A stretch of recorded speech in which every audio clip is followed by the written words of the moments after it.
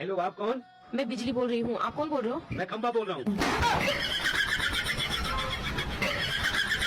अच्छा बताइए, जो बम फटा तो क्या एकदम से फटा?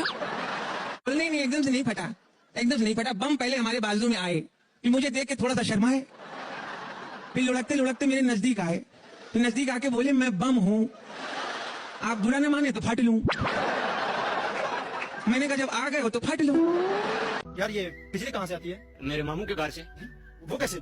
वो जब बिजली जाती है तो मेरे अब्बू बोलते हैं सालू ने बिजली बंद कर दी। मेरा मुंडा नहीं लबन दिया। खाला तेनू मुंडे दी पई, सानू 10 साल हो गए दा रिश्ता नहीं लभन दिया। कल मैं टिकटॉक पे वीडियो चढ़ी है तो वो गुआंढियों की छत चढ़ गई है। सारी टिकटॉक ने पता नहीं कसम खादी है कि वीडियो नहीं लाइक करनी, और तू भी वेखी जानी है, तू तो लाइक कर दे चमचे दे मुंह वाली है।